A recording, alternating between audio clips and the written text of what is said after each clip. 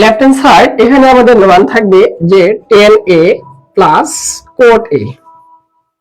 এখন tan এর বিপরীত কিন্তু cot a, আবার cot এর বিপরীত কিন্তু tan a, কিন্তু আমরা একটু মানটার দিকে ফলো করি। এখানে আছে sec a আর আছে cosec a। sec a আছে না, এই যে sec a এটার বিপরীত সূত্র কি 1/cos a। আবার cosec a এটার বিপরীত সূত্রটা আমরা কি জানি, cosec এর সমান 1/sin a। এই বিপরীত সূত্রটা জানি।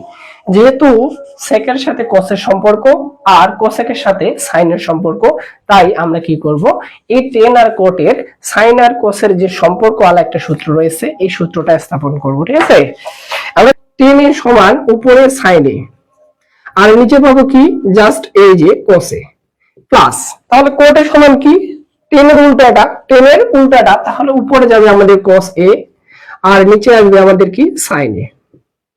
এরপর যে আমরা কি করব, এটা সুন্দর করে লসাগু করব, কারণ একটা ভগ্নাংশের পরে আরেকটা ভগ্নাংশ যখন যোগ বা বিয়োগ অবস্থায় থাকে তখন আমাকে লসাগু করে এটা যোগ করতে হয়। ঠিক আছে, আমি যদি লসাগু করি, হর আছে sin a, হর আছে cos a, তাহলে লসাগুর এখানে পেয়ে যাচ্ছি cos a into just sin a।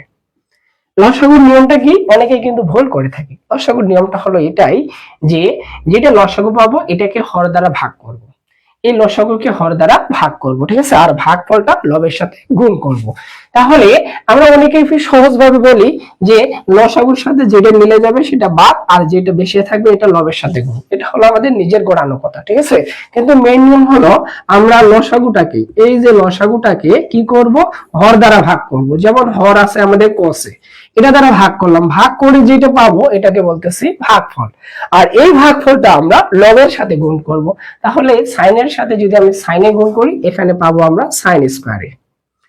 এরপরে প্লাস, আবার দেখেন এখানে লসাগু আর এটা হর, তাহলে লসাগুকে যদি আমি sin দ্বারা ভাগ করি তাহলে আমরা ভাগফল cos a পাবো, আর cos এর সাথে যদি cos a গুণ করি তাহলে এখানে আমরা cos স্কয়ার পেয়ে যাব। cos স্কয়ার a মান নির্ণয়ের ত্রিকোণমিতির যে সূত্রটা আমরা জানি যে sin square a plus cos square a, এটার মান কি জাস্ট 1, এটার মান 1। তাহলে আমরা এই জায়গাটাতে 1 বসাবো, এখানে লিখবো আমরা 1 আর নিচে লিখবো কি আমরা যে cos a into sin a। আচ্ছা, এরা যেহেতু ইনটু অবস্থায় আছে এটাকে আমরা আলাদা আলাদা ভাবে লিখতে পারি, যে একবার 1/cos a এখানে দিতে পারি ইনটু 1/sin a। এখানে যোগ থাকলে কিন্তু দেওয়া যেত না। ঠিক আছে, এখানে ইনটু আছে তাই আমরা আলাদা করে দিতে পারছি। এখন দেখেন উপরে 1 1 গুণ করলে 1, sin a R cos a গুণ করলে sin a cos a হবে। এবার আমরা যে সূত্রটা দেখতে পাচ্ছি 1/cos a, এই যে 1/cos a মানে কি বলছিলাম sec a, তাহলে এই জায়গাটাতে আমরা লিখতে পারবো কি sec a। এরপরে কি আছে ইনটু, এই দিয়ে দিলাম into 1/sin a, 1/sin a মানে কি বলছি আমরা এই যে cosec a, তাহলে এখানে আমরা দিব কি cosec a। আর এটাই আমাদের রাইট হ্যান্ড সাইড, তাহলে এটা সমান আমরা লিখতে পারি কি রাইট হ্যান্ড সাইড।